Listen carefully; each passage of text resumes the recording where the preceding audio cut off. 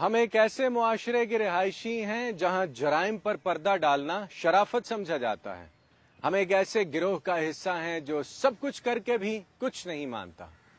ایک زمانے سے لے کر آج تک برِ صغیر پاک و ہند کے بگڑے امیرزادے، جھوٹے نواب اور نو دولتیوں کی ایک خاص جماعت طوائف کے کوٹھے پر جانا اپنی شان سمجھتے ہیں اور ناچتی ہوئی عورت پر دیوانہ وار پیسے لٹانا باعث فخر سمجھتے ہیں، اور ان میں سے بہت سے حضرات تو سہانی راتوں کے اختتام پر اپنی اولادیں بھی طوائف کی جھولی میں چھوڑ آتے ہیں، جو بیٹا پیدا ہونے پر دلال اور بیٹی پیدا ہونے پر طوائف بن جاتی ہیں۔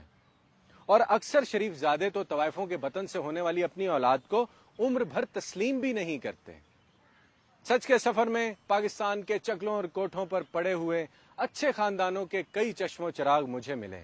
آئیے اب آپ کو بھی بن باپ کے چند ایسے بچوں سے ملواتے ہیں جنہیں اپنے ابا حضور سے بہت کچھ کہنا ہے۔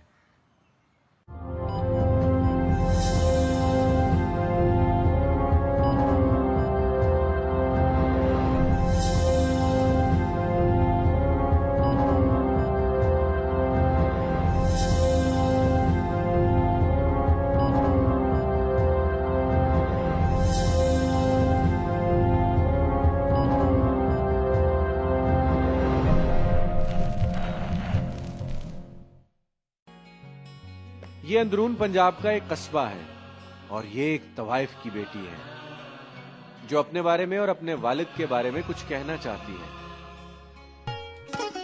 میرا نام پنکی کامل ہے۔ جو میرے والد صاحب ہیں وہ بہت بڑے جاگیردار ہیں، ایکسیپٹ نہیں کرتے ہیں وہ کہ یہ میری بیٹی ہے۔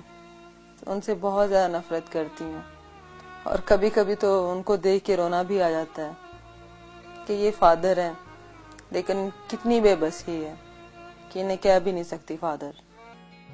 باپ نظروں کے سامنے ہو اور بیٹی اسے باپ نہ کہہ سکے، اس سے بڑا ظلم کوئی کسی پر کیا کرے گا؟ دل کیا کہتا ہے اپنے والد کو دیکھ کے؟ کبھی کبھی تو بہت رونا آتا ہے اور کبھی کبھی دل سے بد دعا نکلتی ہے۔ ابھی آپ مجھے یہ بتائیں کہ ایک باپ اپنی بیٹی پہ سال بعد ملتا ہے، 5-6 مہینے بعد ملتا ہے، اس کے سر کے اوپر ہاتھ رکھنے کی بجائے وہ اسے سلام دیتا ہے، تو وہ والد تو نہ ہوگا نا؟ ذہن میں بغاوت تو آتی ہے نا کہ یہ بھی مجھے وہی سمجھ رہے ہیں، ان کا تو میں خون ہوں۔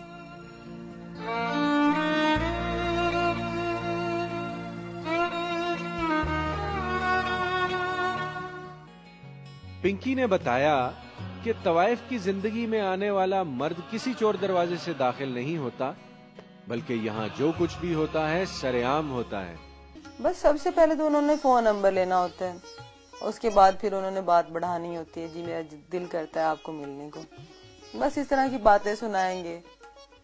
ہم بھی سمجھ آتے ہیں کہ یہ بندہ جو ہے اب چاہتا ہے کہ میں اسے حاصل کروں، تو پھر وہ اس بات پہ آ جائیں گے کہ جی آپ میرے ساتھ 2-3 دن کے لیے سیر کرنے جائیں گی نہیں جائیں گی، ان چیزوں پہ آ جائیں گے۔ جب سیر پہ چلے گئے تو پھر دوستی شروع۔ پنکی بائی کا تماش بین مردوں بارے تجربہ درست ہے، لیکن ہیرا منڈی لاہور کے رہائشی میاں خالد نے کچھ مزید انکشافات بھی کیے کہ جو ذمہ دار لوگ ہوتے ہیں ان کے ہاں اولاد نہیں ہوتی تھی، وہ طوائفوں کے جسم سے بچے پیدا کرتے تھے اور واپس اپنے بچے وہی اپنی شریف عورتیں، اپنی جو ان کی بیگمیں ہوتی تھیں ان کے پاس لے جاتے تھے اور ان کو دے دیتے تھے۔ طوائف کی بڑی سیدھی سادھی نفسیات ہوتی ہے۔ معشوقی اسے ماں کی طرف سے ورثے میں ملتی ہے اور وہ اس وراثت کو ہمیشہ اپنے حق میں استعمال کرتی ہے۔ ایک طوائف تھی جس سے پوچھا گیا تھا کہ تمہارا باپ کون ہے؟ اس نے کہا پیسہ۔ تمہاری ماں کون ہے؟ اس نے کہا پیسہ۔ تمہارا بھائی کون ہے؟ اس نے کہا پیسہ۔ ایون کہ اس نے سب رشتوں کو ہی پیسے کا ہی نام دیا تھا۔ طوائف کو کبھی پیار نہیں ہوتا ہے، ان کو اگر پیار ہے تو صرف اور صرف پیسوں سے۔ سوال یہ ہے کہ پیسہ پیسہ کرنے والی یہ مخلوق کبھی دل کے ہاتھوں مار بھی کھا سکتی ہے؟ کیوں طوائف کا دل نہیں ہے؟ طوائف محبت کرتی ہے۔ طوائف کو کبھی پیار نہیں ہوتا ہے، کہتے ہیں کہ اس کے سینے میں دل نہیں ہوتا ہے۔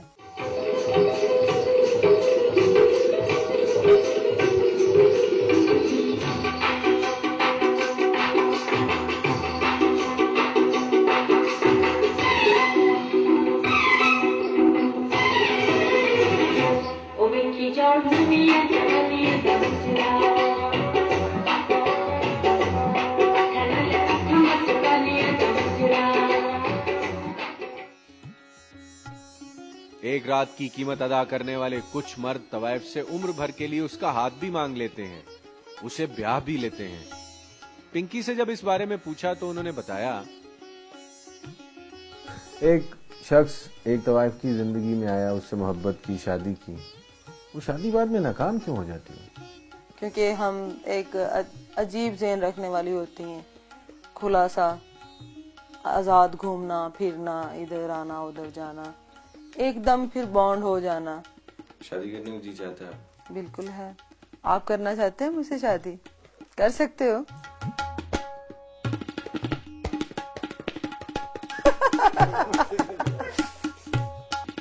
کوٹھے پر بیٹھی ہوئی ایک جاگیردار کی اس ناجائز اولاد کے اپنے عیاش باپ سے شکوے شکایات تو شاید قیامت تک ختم نہیں ہوں گے۔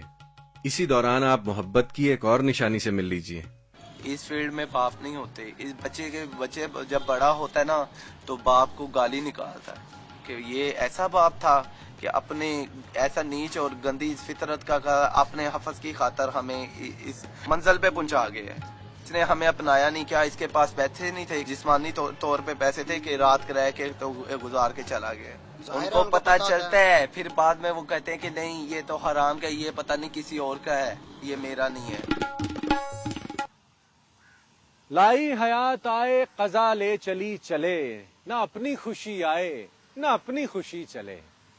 طوائف عمر بھر اپنے باپ سے شدید نفرت کرتی ہے، لیکن پھر خود بھی زندگی میں وہی غلطی دہراتی ہے جو اس کی ماں نے کی تھی، یعنی کسی تماش بین یا عاشق نامدار کے ناجائز بچے کی پیدائش۔ یہ وہ درس ہے جو طوائف گھرانے کی ہر بیٹی اپنی بیٹی کو دیتی ہے، لیکن ہم کسی انسان سے طوائف کے گھر پیدا ہونے کے جرم میں جینے کا حق تو نہیں چھین سکتے۔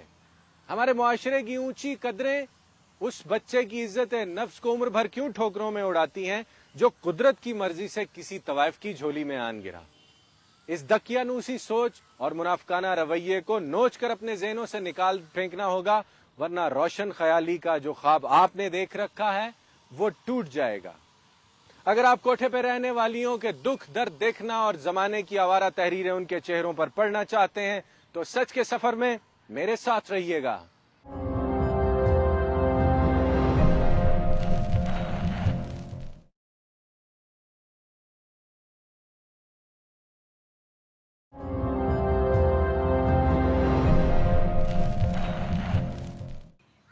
ہیرا منڈی لاہور کے باسیوں کی زندگیاں آپ نے ملاحظہ کی، وہاں بسنے والی طوائفوں پر ڈھائے جانے والے مظالم بھی آپ نے سنے۔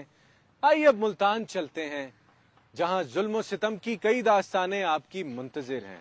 اگر آپ طوائف کی سچی کہانی سننا چاہتے ہیں، بنت حوا کی اس بدنام زمانہ بیٹی کے زخم دیکھنا چاہتے ہیں تو سچ کے سفر میں میرے ساتھ رہیے گا۔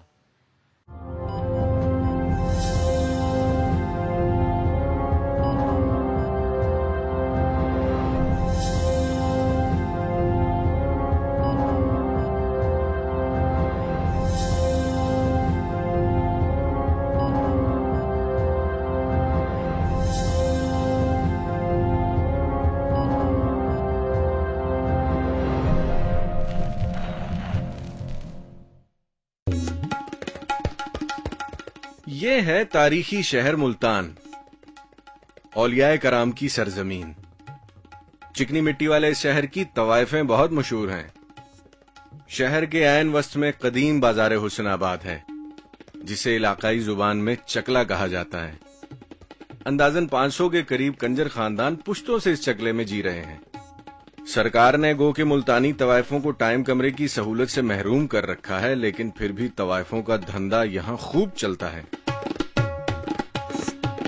ان سے ملیے، یہ ہیں استاد شوکت، ملتان کی کنجر برادری کے سربراہ۔ اپنے خاندانی پس منظر پر یہ صاحب خوب روشنی ڈالتے ہیں۔ یہاں کافی لوگ آ کر آباد ہوئے ہیں، فنکار یہاں کے نہیں ہیں، جو بھی آئے ہیں باہر سے آئے ہیں، فن اپنایا ہے، دنیا کو دکھایا ہے، جس سے اپنی قوم کو پہلے انہوں نے کے ذریعے روشناس کرایا۔ قوم نہیں تھی، کسی کا پتہ کون ہے کون نہیں، کیونکہ یہ لوگ جو آتے تھے نا، جو بھی اچھے لوگ تھے अक्सर रात की तारीखी में आते थे, ये दिन को कभी नहीं आए। गाना सुनना, गजलें सुनना, ज्यादा से ज्यादा हो गया तो उन्होंने अपने महल सराय में बुला लिया।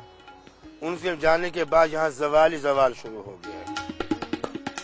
तवाइफ को ब्याहना आसान है, बसाना बहुत मुश्किल है, और जिन्हें फिर भी ये रिश्ता मकसूद हो उन्हें बड़े पापड़ बेलना पड़ते हैं। हमारे घर में जितने नौकर होते हैं ये भी शुरफा हैं। आशिक बनकर आए और नौकर बन गए, कई यहीं आकर मर गए, जिनको कफन दफन भी हमने खुद किए। उन्होंने आज तक हमें पीछे बताया ही नहीं कि हम पीछे के कौन है, लेकिन हमारे पास आने के बाद वो अपना पीछे भूल के आते हैं, जो यहाँ आकर हमारे पास मुसलसल रहते हैं। यहाँ हर चीज़ आम आम होती है, रंगीनी होती है, अयाशी होती है, किसी चीज़ पे पाबंदी नहीं होती।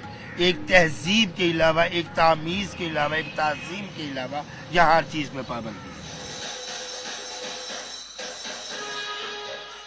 चकले में बैठी हुई औरत को जमाना जिस नाम से भी याद करे ये एक अलग बहस है, लेकिन उस्ताद शौकत का ये बयान भी ऑन रिकॉर्ड है। जो हर चीज हमें मैसर इसी घराने से हुई है, हम उसे बुरा क्यों कहेंगे? हमारी रोजी है, हम हर घराने में हैं और हर घराना हमसे मुंसलिक है।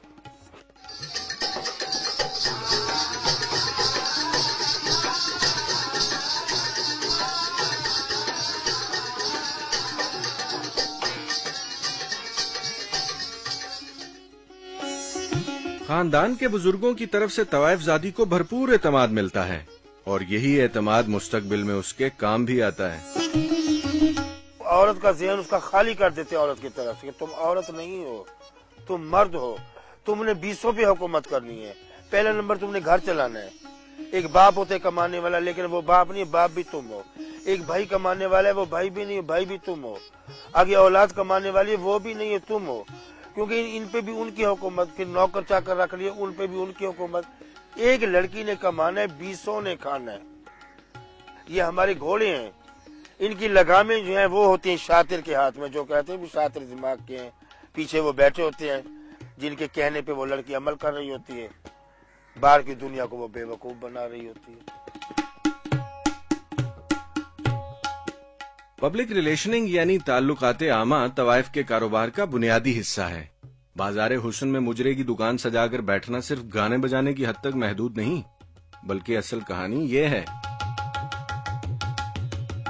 अब देख ले कैसे चल तरीके से न्याज बांट रहे हैं। ये नौकरों का काम है बांटना, लेकिन वो साथ फिर रहे हैं ना। नौकर भी साथ है, लेकिन ये साथ है क्योंकि सारे अब सब मोहल्ले में, सारे इलाके में जो घूमेगी, न जाने कितनी आंखें होंगी जो तर होंगी, कई प्यासे होंगे जो उनकी प्यास बुझेगी सिर्फ शक्ल देखकर, लेकिन वो न्याज बांट रही है।